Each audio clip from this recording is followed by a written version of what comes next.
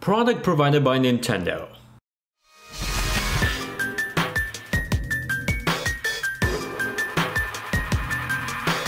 It's been quite a few years since we last saw Travis in a No More Heroes game, and while this isn't exactly a return to form for the character, it's nice to see him once again. While the gameplay has changed pretty much completely, the classic Suda51 humor still shines, just not as bright as I was used to.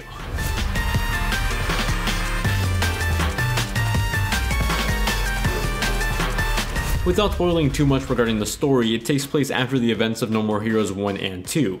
Travis is relaxing in his trailer, just kicking back playing some video games, when all of a sudden he's attacked by Badman. He's this violent assassin with a baseball bat that turns out to be the father of Batgirl, an assassin Travis murdered in a previous game. Now, Batman is out to seek revenge, but in the middle of his attack, the pair get transported into the Death Drive Mark II, the console Travis has been playing. This spooky future game console sends Travis and Batman through a handful of different games in a race to beat each one of their bosses for a grand prize. Despite not having a ton of voice dialogue by the characters, Suda51's stylish charm exudes throughout the game's writing. There's always been this sense of fourth wall breaking comedy with Suda51's games, and it's no different here. Characters are so self-aware regarding video games, the industry, and game development, it's fantastic. Now, this is a spin-off title, and while you do get a taste of that classic presentation that comes from a No More Heroes game, like full-on cutscenes and fun battle animations, they're kept to a minimum here. I really would have loved to see more of it. This is by no means No More Heroes 3, and I don't think anyone was claiming it was going to be it. But it does certainly scratch the itch for one ever so slightly, but also makes the eagerness for its arrival all the more unbearable.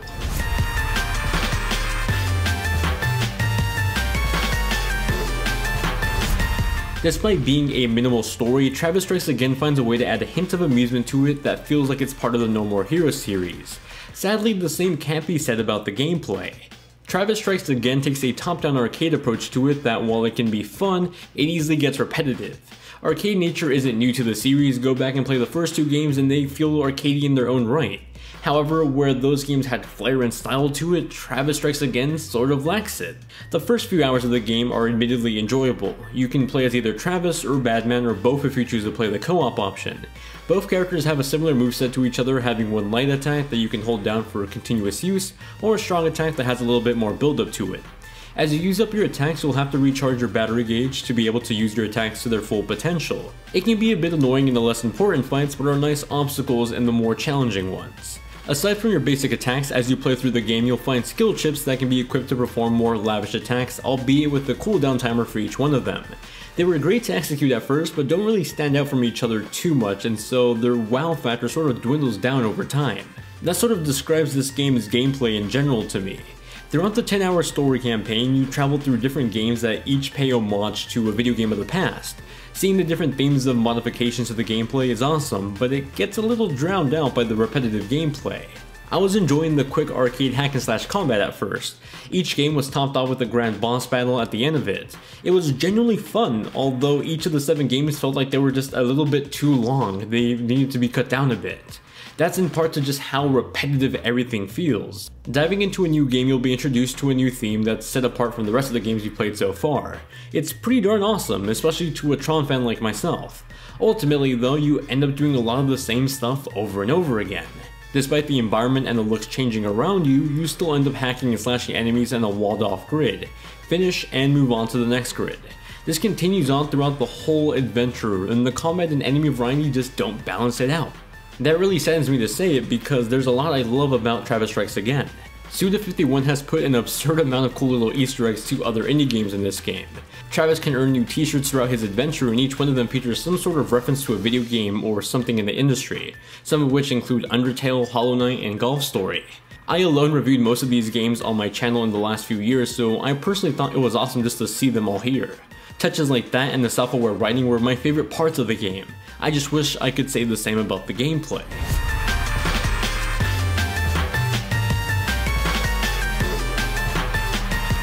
Much like its predecessors, Travis Strikes Again features a series classic cel-shaded look across the board. It's going to be hit or miss depending on the player, but for me personally, it's a bit of a mixed bag. I love the art style when the camera is zoomed in and you can make out more details of the characters and the environment. These characters were actually given attention when modeling despite the game zooming so far away from them for most of the time.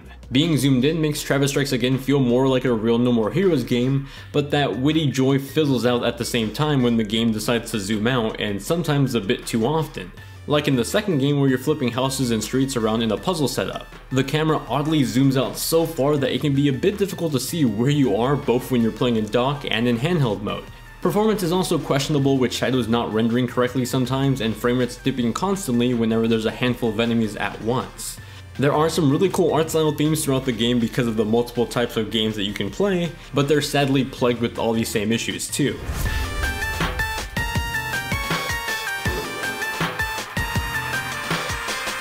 Interesting enough, the thing I loved most about the audio in this game were the voice dialogue moments, and that sucks because they're so far and few in between. I really missed hearing Travis's hyper otaku personality, and having him back even just a little bit was a treat.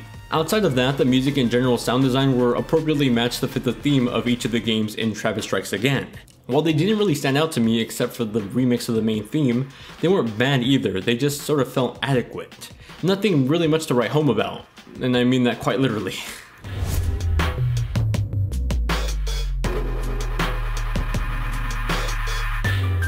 Travis Strikes Again No More Heroes is a game with a fraction of the shine that the original Duo games had. The humor and the writing I fell in love with prior are still here, but the gameplay to back it up just isn't here. Instead, Travis Strikes Again feels like a game that was bloated up and stretched out to fit a 10-hour play session at a $40 price tag. I'm happy to see Travis again and even enjoy slashing enemies as him even if it was repetitive, but along the way, the adventure sort of overstayed its welcome. What was supposed to be a bite-sized spin-off game that could lead up to No More Heroes 3 if successful, ultimately feels like Mr. Krabs showing a bunch of kids Krabuland for the first time. Even if you are a die-hard fan of the series, and I know a third sequel lies heavy on the success of this game, I honestly can't recommend it without a heavy sale. At $40, that's a steep price for a game of this nature, and I just can't recommend it at that price tag. I say wait for a sale because I give Travis Strikes Again No More Heroes a 6.5 out of 10. If you enjoy my reviews, then consider subscribing. I upload new reviews for the latest video games every single week, and you can also check out my social network links and my gaming usernames in the description down below. Thank you all very much for watching, hope you guys have a great day, and keep on gaming.